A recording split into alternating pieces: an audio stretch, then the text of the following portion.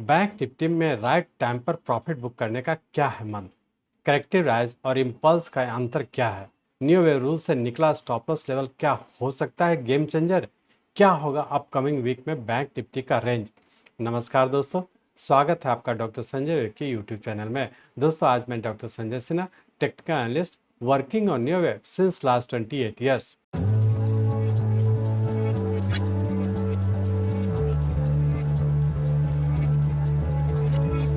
Start करने से पहले मैं समझता हूं कि आप लोग निश्चित रूप से डिस्क्लेमर को अच्छे से देखकर पढ़कर समझ लिए होंगे। इस चैनल पर दिए गए सभी कंटेंट एजुकेशनल पर्पस से बनाए गए हैं और इसका उद्देश्य किसी भी प्रकार की एडवाइस या रिकमेंडेशन करना नहीं है। हम सेबी रजिस्टर्ड फिनेंशियल एडवाइजर नहीं है, इसलिए हम आपको स्ट्रिक्टली सलाह देते हैं कि अपने प्रोफेशनल के कंसल्टेशन के बिना आप कोई भी डिसीजन, फिनेंशियल इन्वेस्टमेंट, ट्रेडिंग या कुछ भी ना करें। कुछ भी प्रॉफिट या लॉस होता है तो उसके लिए रिस्पॉन्सिबल आप खुद होंगे। बैंक निफ्टी में प्रॉफिट मेकिंग के मैकेनिज्म को समझने के लिए बनाए गए इस यूट्यूब वीडियो में आपका स्वागत है। समझे बैंक निफ्टी के इस वीक के मूवमेंट से नेक्स्ट वीक में संभावित डायरेक्शन को। दोस्तों, करंट सिचुएशन में बैंक निफ्टी एक रेंज में काम कर रहा है। Bank Nifty trading and investing के बिल्डिंग ब्लॉक्स के डीप अंडरस्टैंडिंग के लिए हमसे जुड़े। वोलाटाइल बैंक निफ्टी में न्यू एनालिसिस द्वारा प्रॉफिट्स बुकिंग करने की कला में एक्सपर्टीज गेन करें। रिस्क को मिटिगेट करने, कैपिटल को प्रिजर्व करने और अनस्टेबल एंड टर्बुलेंट मार्केट से निपटने के लिए स्ट्रैटेजी एंड साइकोलॉजी डिस्कवर करें। रिस्क टॉलरेंस पर सावधानी पूर्वक विचार करें। सीखें कि गेंस को मैक्सिमाइज कैसे करें। जाने स्टॉप लॉस मैकेनिज्म को कैसे लागू करें। डीप इंसाइट्स एंड टैक्टिक्स से इक्विप हो जाएं। न्यू एनालिसिस का ट्रेल ब्लेजर टेक्निक का उपयोग करें। Real world examples and case studies पर गौर करें। एक्शनेबल स्ट्रैटेजी से एसेंशियल नॉलेज और टेक्निकल इक्विपमेंट से बैंक निफ्टी के पोटेंशियल को अनलॉक करें। वेव स्ट्रक्चर से करेक्टिव राइज के फीचर जानें। समझे करेक्टिव राइज और इम्पल्स में डिफरेंस। रिस्क रिवार्ड रेशियो को एनालाइज करना और प्रैक्टिकली यूज करना सीखें। चलिए न्यू वेव को फॉलो करते हुए बैंक निफ्टी में किस प्लेस पर है जानें। बैंक निफ्टी को रियल टाइम चार्ट पर देखने और इन सभी चीज़ों को समझने के लिए चलिए हम लोग चलते हैं बैंक निफ्टी के रियल टाइम चार्ट पर। ये बैंक निफ्टी का हम लोग का डेली चार्ट है। इस डेली चार्ट में हम लोग देख रहे हैं कि 26 अक्टूबर 2023 से हम लोग का एक राइजिंग ट्रेंड कंटिन्यू किया, जो कि 28 दिसंबर 2023 को हम लोग का एक इम्पल्स पे कंप्लीट करके और पुनः यहाँ से हम लोग करेक्टिव फॉल में इंटर कर चुके हैं। और इस करेक्टिव फॉल के तहत हम लोग देख रहे हैं ट्रिपल कम्प्लेक्स करेक्शन के तहत हम लोग का 12 फरवरी 2024 को हम लोग का एक करेक्शन पूरा करके और पुनः यहाँ से हम लोग राइजिंग ट्रेंड में इंटर कर चुके थे। अब हम लोग यहाँ पे देख रहे हैं कि 12 फरवरी 2024 से जो राइजिंग ट्रेंड कंटिन्यू किया, जिसके तहत ऊपर का 1 2 इस सेकेंड वेव का सबऑर्डिनेट वेव, नीचे का ए बी और सी वेव इस पॉइंट पे कंप्लीट किया। उससे बड़े टाइम फ्रेम का सेकेंड वेव और पुनः हम लोग यहाँ से थर्ड, फोर्थ और फिफ्थ वेव के फॉर्म में इस पॉइंट पे कंप्लीट किया। तो हम लोग ऐसा कर सकते हैं कि 12 फरवरी 2024 से शॉर्ट टर्म का एक राइजिंग ट्रेंड था, जिसका कि एक इम्पल्स वेव जो कि 5 वेव में इस पॉइंट पे कंप्लीट करके और पुनः हम लोग फिर से नीचे कंटिन्यू कर चुके हैं। अब हम लोग ये देखने की कोशिश करेंगे कि शॉर्ट टर्म का जो राइजिंग ट्रेंड कंटिन्यू किया था, इसका सबऑर्डिनेट वेव किस पैटर्न में है और उसके बाद का जो नीचे का मूवमेंट हुआ है ये किस पैटर्न में है।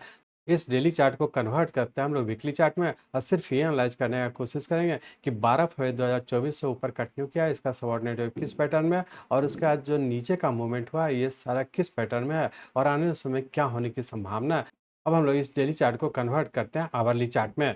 यहाँ पे हम लोग आवरली चार्ट में आ चुके हैं। इस आवरली चार्ट में हम लोग देख रहे हैं कि यहाँ पे हम लोग का सेकंड वेव पूरा करके ऊपर का थर्ड, फोर्थ और फिफ्थ वेव इस पॉइंट पे कंप्लीट किया, जो कि हम लोग का 30 अप्रैल 2024 को कंप्लीट करके और पुनः यहाँ पे हम लोग का छोटे टाइम फ्रेम में पैटर्न कंफर्म किया था और यहाँ पे इंडिकेट किया था, जैसा पिछले वीडियो में भी डिस्कस किए थे, छोटे टाइम फ्रेम का पैटर्न कंफर्मेशन होने की वजह से हम लोग नीचे की ओर कंटिन्यू कर चुके थे। अब यहाँ पे हम लोग देख रहे हैं कि इस सबसे छोटे टाइम फ्रेम में पैटर्न कंफर्म किया, इससे बड़े टाइम फ्रेम का ये भी पैटर्न कंफर्म किया, लेकिन इसका जो वेरी शॉर्ट टर्म का जो हम लोग का लेवल है, स्टार्टिंग लेवल था 46,579 का, ये ब्रेक नहीं किया। तो हम लोग ऐसा कर सकते हैं कि छोटे टाइम फ्रेम हम लोग का नीचे का पैटर्न कंफर्म किया, ये इंडिकेट कर रहा है कि बहुत ज़्यादा संभावना है कि हम लोग का यहाँ पे जो 5 वेव कंप्लीट किया उसके बाद हम लोग का नीचे के करेक्शन में इंटर कर चुके हैं। अब यहाँ पे हम लोग देख पा रहे हैं 30 अप्रैल 2024 के बाद जो नीचे कंटिन्यू किया, जिसके तहत नीचे का 1 2 और थर्ड वेव के तहत नीचे का 1 2 3 4 5 यहाँ पे हम लोग का थर्ड वेव कंप्लीट किया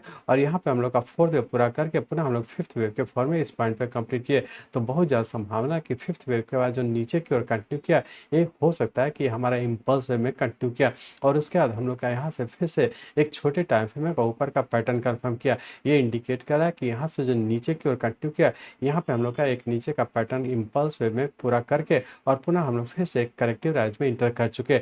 अब यहाँ पे हम लोग देख रहे हैं कि टाइम रूल को यदि देखते हैं तो यहाँ पे हम लोग देख पा रहे हैं कि हमारा जो नीचे की ओर कंटिन्यू किया, इसमें हम लोग का 7 डेज लगा और इस 7 डेज के तहत हम लोग का नीचे कर इस पॉइंट पे कंप्लीट करके जो कि 46,980 के पास पूरा करके और पुनः यहाँ पे हम लोग सबसे छोटे टाइम फ्रेम में ऊपर का पैटर्न कंफर्म किया।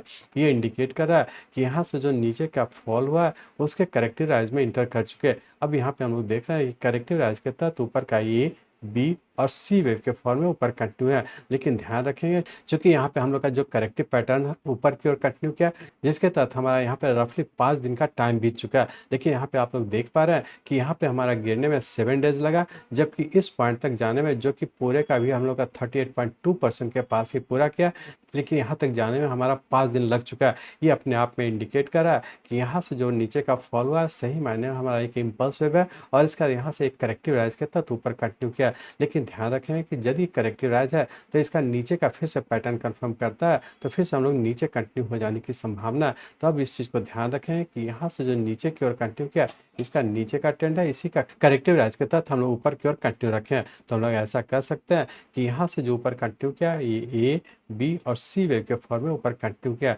जिसका सबऑर्डिनेट वेव सी वेव अभी भी ऊपर कंटिन्यू है।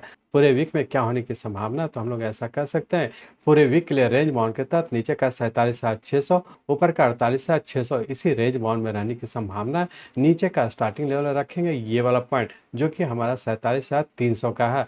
तो लोअर स्टॉप लॉस 47,300 को फॉलो करते हुए पूरे वीक के लिए डिक्लाइन पे आता है, नीचे बाय करें, लेकिन ऊपर के लेवल पर जो प्रॉफिट भी बुक करने का कोशिश करेंगे, क्योंकि जो राइज हो रहा है करेक्टिव राइज हो रहा है। जब भी नीचे का हम लोग का स्टॉप लॉस ब्रेक करेगा तो फिर से नीचे कंटिन्यू हो जाने की संभावना। तो बेहतर है छोटा छोटा ही ट्रेड करें और रेंज बाउंड में यदि डिक्लाइन पे बाय करते हैं तो ऊपर के लेवल पर प्रॉफिट बुक करके एग्जिट हो जाने का कोशिश करेंगे।